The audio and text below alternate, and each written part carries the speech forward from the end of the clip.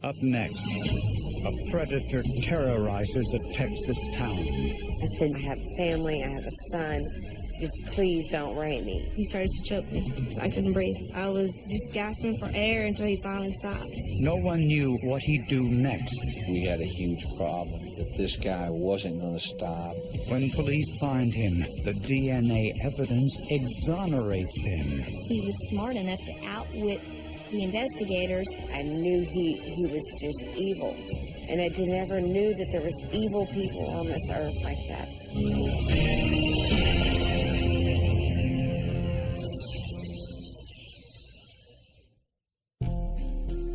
It was 9 p.m.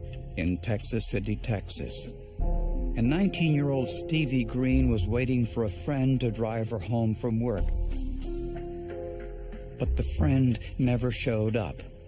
I'm in a ticked-off mood because he left me hanging. Christmas was coming around the corner. I've thought about taking a taxi, but then I was like, no, I want to save the money so we can have a better Christmas.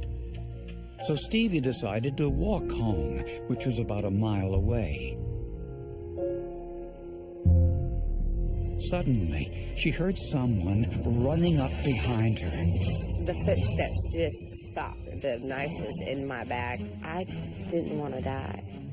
I was willing to do anything that this man was going to ask me to do. He said he'd stab her if she didn't take off her clothes. As he raped me, I just kept thinking in my head, just saying the Lord's Prayer. The more I said it, the more angry he got. Afterwards, still holding the knife, he told her to get up. He told me to turn around and to have my back to him. And when I stood up, something in me just told me to run, and I grabbed my shoe and I booked into the middle of the street, screaming at the top of my lungs. Stevie was traumatized, in shock, but lucky to be alive. It was very difficult for Stevie to look at him and get a good description, other than some general build, general height, and things of that nature. The whole time he kept telling me, don't look at my face, don't look at my face. Stevie described her assailant as an African-American wearing a hooded sweatshirt that concealed his face, but nothing more. It was somewhat shocking that it did happen at 9:15 at night, walking home on a street that I've walked, my kids have walked, and I would trust them to this day to walk down that street. No clues to the rapist's identity were left at the scene. However, a rape test kit produced his DNA profile. Unfortunately, that DNA profile did not match any of the DNA profiles in the statewide database of known criminal offenders. Police checked files for known sexual offenders living near the crime scene. One stood out. Kenneth Ray Johnson had just moved to Texas City after serving 25 years for rape. He was really a good suspect because he was new to the area. He didn't want to cooperate at first, but then he did. He had several alibis, if I'm not mistaken. Johnson denied any involvement. Since he was on parole, he was wearing an ankle bracelet that tracked his movement using GPS technology. It showed Johnson was at home at the time of the rape, and his DNA did not match the DNA of the rapist. He was not in the location on the date where Stevie Green was sexually assaulted. I never questioned that he would be found. I knew that he was going to pay for what he did one way or another. But would he be caught before he could strike again?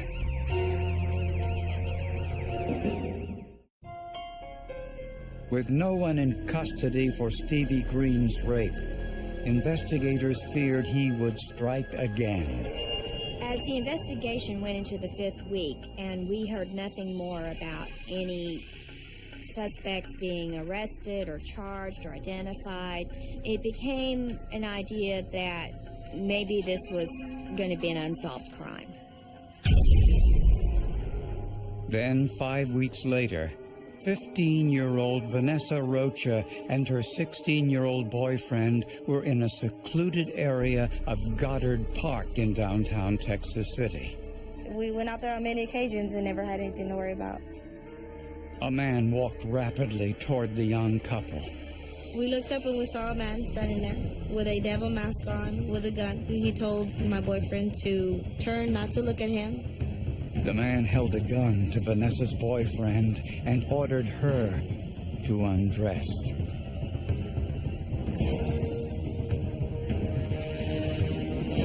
He was calling me every name in the book, cussing me out, calling me a bitch, a whore, just whatever. I was making him mad because I kept opening my eyes. At one point, he started to choke me. I couldn't breathe. I was just gasping for air until he finally stopped. After the sexual assault, he told Vanessa's boyfriend to remove all of his clothes. I was terrified. I really thought he was going to kill us. I don't even know how to explain it. You can't explain something like that. He demanded the keys to the couple's car, then made his getaway. And he told us not to get up until we heard him start the car.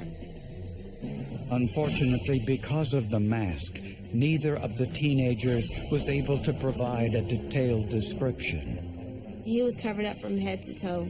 What caught my attention was his mask that he was wearing. It was the devil. When we're teenagers, we don't think anything's going to happen to us until it happens. The assault was similar to the Stevie Green case, except Vanessa Rocha's case was more brazen. I have never read about or talked to anyone that had worked a case where two people were abducted and totally controlled, stripped down in front of each other with a girl being sexually assaulted. Very seldom do you have an attack take place with a witness present. Attackers in most sexual assaults don't want any other witnesses. A rape test kit collected biological evidence, and the result showed it was the same perpetrator in both cases. The next morning, investigators found the teenager's car just a few blocks from where Vanessa was assaulted. We realized he didn't keep the car long. And at that point, we really started focusing in that he did live in that area, and that was his area of comfort where he was acting from, just to give him an easy route to get home, wherever that was. Unfortunately, police found no foreign fingerprints or other trace evidence inside the car. The very next night, two women were walking home from a nightclub around 2 a.m. when they were approached by a masked man brandishing a pistol. They were both abducted at gunpoint. He took them to a secluded area behind the school in like a little cul-de-sac. One suspect taking two into control and totally humiliating one in front of the other. He sexually assaulted one of the women, but not the other. Again, a brutal sexual assault took place. Very brazen, very cocky in the presence of the witness who was there. Again, a very angry, a very demeaning, a very control freak type of activity that took place. Both women described a young black male. All they could see was his eyes and mouth. But they noticed something distinctive. The assailant had a gold front tooth. Police finally had something besides his DNA profile that might identify him. In the oil refinery town of Texas City, Texas, 3 rapes within 5 weeks of each other had some striking similarities. The rapist used masks or clothing to cover his face. It appeared he didn't know any of his victims before he attacked them. His rapes all happened within a radius of 2 miles. And most alarming, the crime showed an unmistakable arrogance. It indicates a very strong-willed, angry, cocky, arrogant individual who wants to play games with the police, thinks he's better than the system and can beat the system. And it's a game for him. A DNA test was conducted on rape kits from every similar crime. I was able to look at these 3 cases and say, yes, this was the same person that was in the sperm fraction of all these extractions. Police had a serial rapist on their hands and worried about what he would do next. We were all concerned about the escalation of these offenses. Oftentimes, a serial rapist will turn into a serial killer or injure their victims much more severely than he was injuring his victims. So we were very concerned about it. The only clue to the rapist's identity was a description by a witness that he had a gold front tooth. Investigators scoured files for people in the area who fit this description, and one did. Chad Price, a 29-year-old construction worker. Chad Price was a father, married, seemed to be actively participating with his wife and children in different things in the community.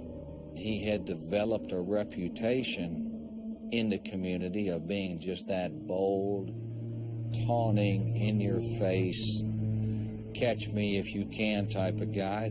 Price had never been arrested, but had been a suspect in a series of robberies a year earlier.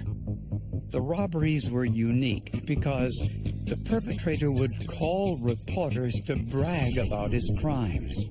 Sometimes he would call and say he was going to rob a building, and sometimes he would call and threaten the lives of the reporters. During one particular attack, actually called the police department and started telling them that he was watching them actually investigate the crime. The audacity of the robberies mirrored the audacity of the rapes. Police brought Chad in for questioning. We didn't felt we had enough to get a search warrant for his DNA, for his blood, and that he understood that name. There was nothing concrete to connect him to any of the sexual assaults. And he basically denied everything. Price also refused to provide his DNA. Detective Getchus wanted to get Price's DNA legally without him knowing it. I have learned from TV shows like Forensic Files that you can obtain a DNA sample from a Coke can or a cigarette butt, and it's lawfully obtained. During Chad Price's interrogation, Detective Getchus offered him a can of soda. We got through with the interview. Chad had not finished the Mountain Dew. I had an empty trash liner in the trash can, new, and he was going to throw it out. I said, no, don't spill it. Don't get it all over there to leak out.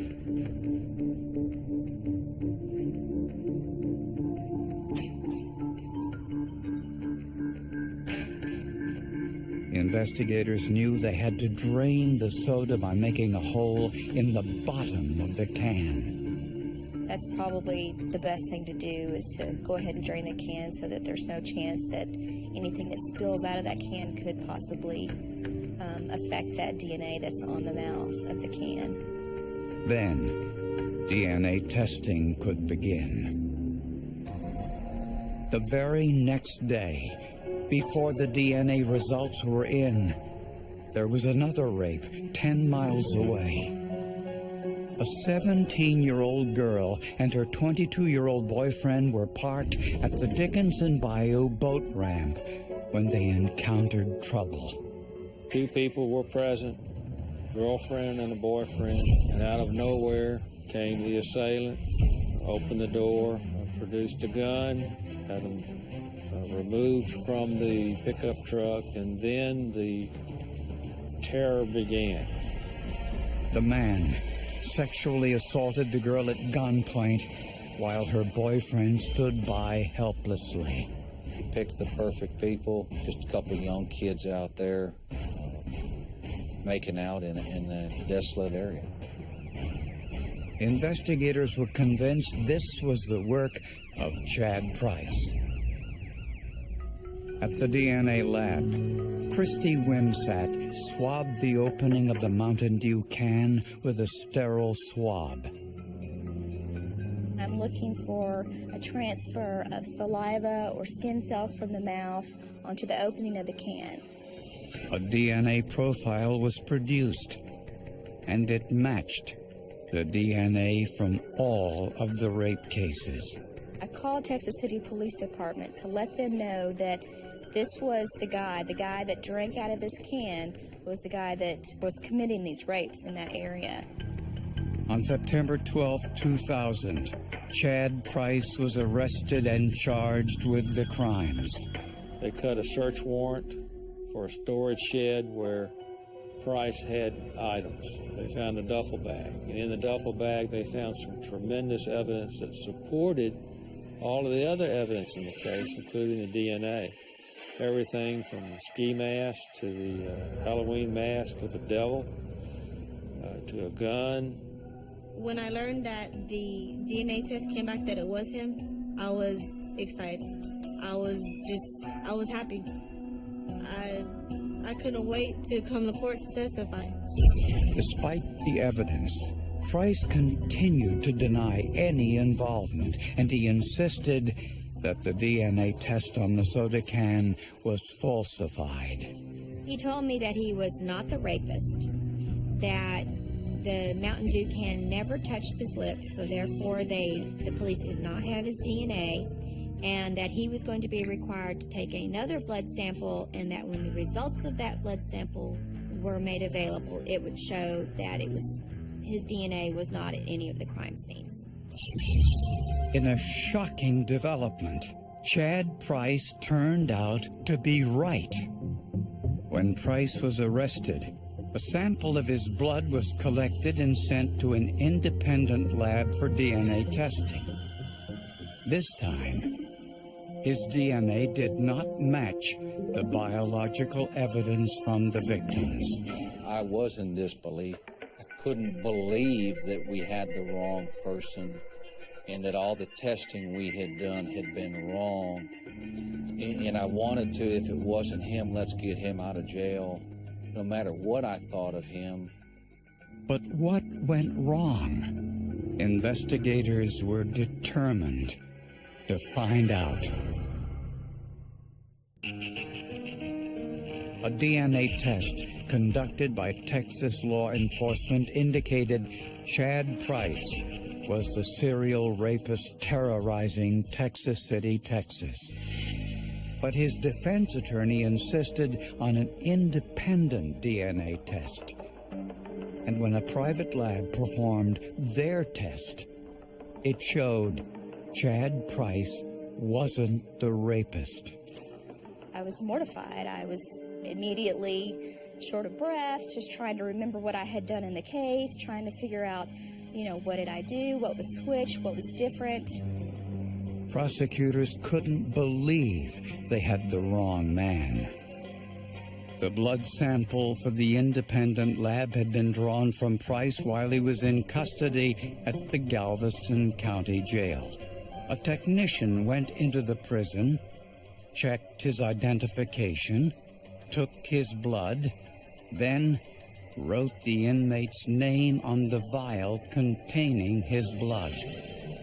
When samples are taken, there is a fingerprint that goes with the vial of the sample of blood. The individual who gave this blood obviously put their fingerprint on this vial. So prison officials compared the print on Chad Price's blood vial to Chad Price's fingerprint. The expert said that's not Chad Price's fingerprint on the vial. Great. The next step, whose fingerprint is it? The unknown print was run through AFIS, or the Automated Fingerprint Identification System, and there was a hit.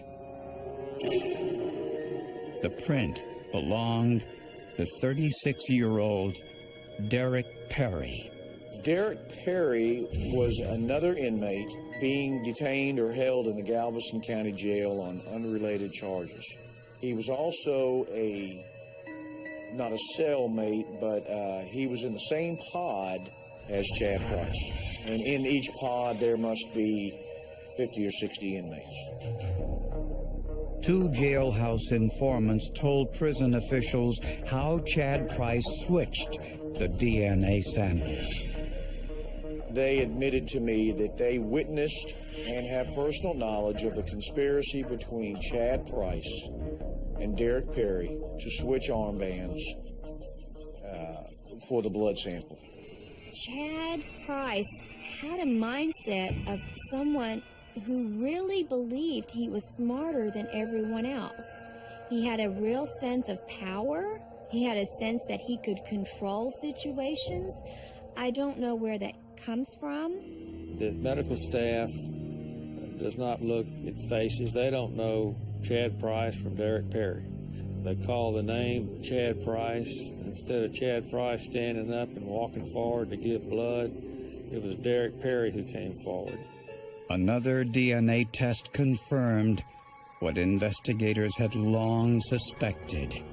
The DNA from their rape cases was from Chad Price. He was just as brazen in the rapes as he was in his attempt to get away with them. I think Chad Price believes he can beat anything the system will give him, and that he is smarter than we are, and just anything is the limit for him. You actually had a criminal who thought he was smart enough to outwit the investigators and play this game with his own DNA. On May 24th, 2001, a jury took just 2 hours to find Chad Price guilty of aggravated rape, kidnapping, and robbery for the attack on Stevie Green.